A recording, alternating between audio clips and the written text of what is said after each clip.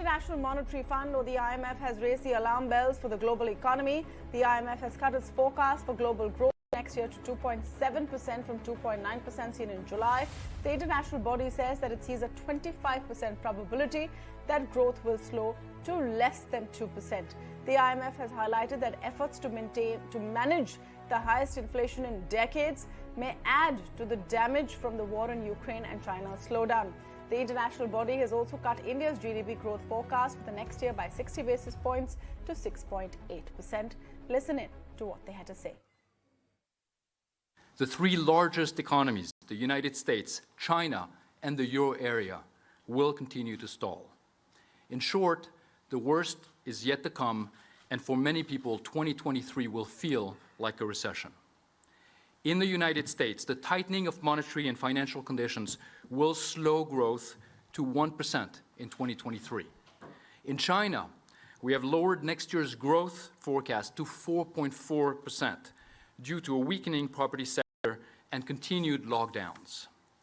The slowdown is most pronounced in the euro area, where the energy crisis caused by the war will continue to take a heavy toll, reducing growth to 0.5% in 2023.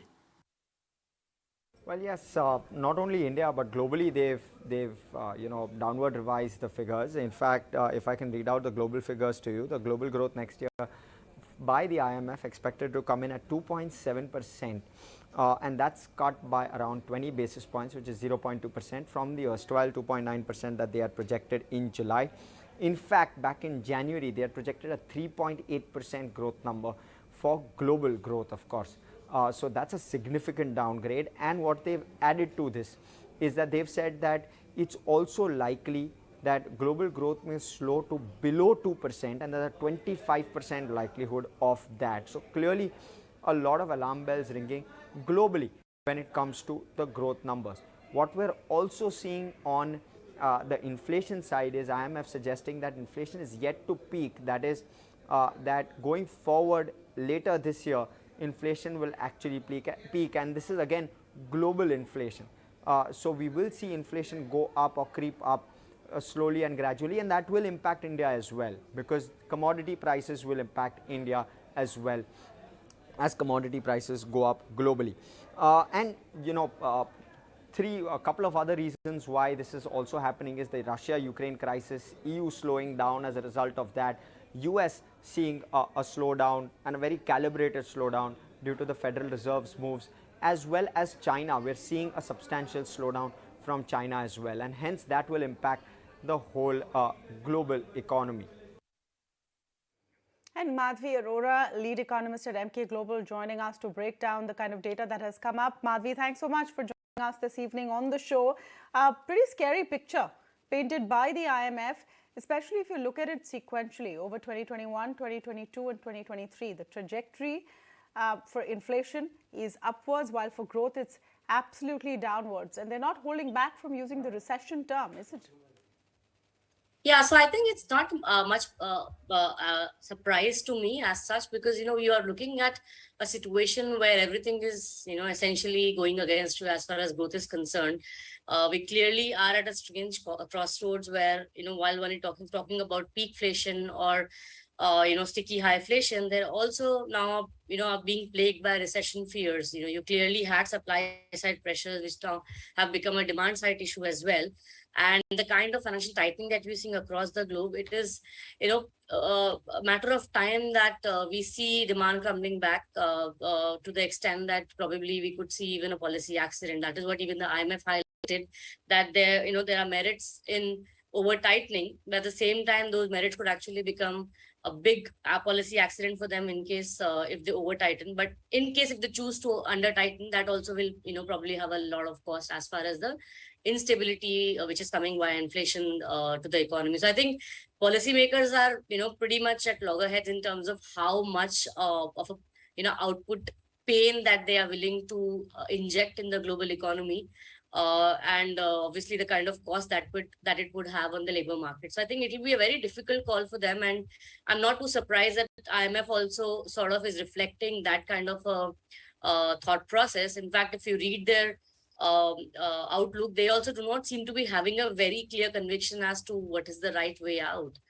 Whether one should over tighten or under deliver as far as policymakers are concerned. So I think Madhavi, it's what they seem pretty very clear about is how dire the situation is. Now, I want you to break down for us in simpler terms that when the IMF says that 2023 is for many nations going to feel like a recession, what does that mean? It clearly means that there is going to be a recession. I mean, one doesn't know the magnitude and the length of it at this point in time, but it is but obvious if the policymakers are going 300 bips plus over and above their comfort of neutral rate, as they call in the monetary policy parlance. It is essentially meant to engineer a sharp slowdown. Now, one doesn't know how sharp it is going to be, but at this point in time, what my sense is that the kind of output loss or the sacrifice ratio that one has, the world economies will have to bear in order to contain inflation won't be too small. I think in the past, if you see the 70s and 80s template, which essentially was, highly inflation driven instability in the world economy, which essentially led to policymakers, get into a very rapid tightening, essentially led to an output loss of more than 5.5 percentage points. I'm not too surprised that if you see the same template playing around this time around as well. The only comfort is that this time around the core inflation is probably half of what it was in the 70s and 80s. But I think to some extent one has to draw parallels from the 70s and 80s, where policymakers were cognizant that a very high tightening in the policy rates will only lead to a crash in demand, and they were pretty much okay with that, because that was the least cost that they had to pay as far as financial instability or economic instability was concerned. So I think it could be a repeat of that. So one is sort of bracing for a recession, just hoping that it is not as bad as what we saw. So the Indian context, you're saying that the world is bracing for a recession? India never really faced a recession. We just bear a consequence of that, right? I mean, we've seen if I see the periods post 1990s, where when we actually became more globalized with the world, India essentially just followed suit as far as the slowdown was concerned. But I think we also obviously have domestic levers which tend to insulate us to some extent. So most Asian economies, or emerging economies tend to see much slower growth, or on average EMs tend to outdo DMs in terms of in times of recession. But clearly, directionally, you will only look to be weaker on a year-on-year basis. No, so specifically for India, the GDP forecast has been cut to 6.8%. Recently, the World Bank cut the forecast. Moody's has. So it's par for the course. So the narrative is that India is doing much better than everyone else. How do you look at that data? Should India be, compared to 6.8% India versus say 1% for the US? Or should we be looking at what our base rate is? How do you look at that data? What do you mean by base rate? I'm sorry, in terms of as growth. in India's own base, when India is growing 6.8%, post-pandemic, etc. Yeah, our trend growth itself has been coming off since 2016, right? There was a time when India was poised to grow a double digit, if you remember, 7-8 period, when we thought India perpetually would be growing at 9 to 12% rate of growth, which came down to the new normal of around 8%, which is now looking to be more like a 6 to 7%. So clearly the potential GDP itself has been coming off every 5 years. So, and back home also, we don't really have great domestic levers which could be sustained. I mean, neither do we have a very sustained private capex cycle, nor is consumer consumption looking to be sustained, given the kind of real income that we have seen in urban and rural sector.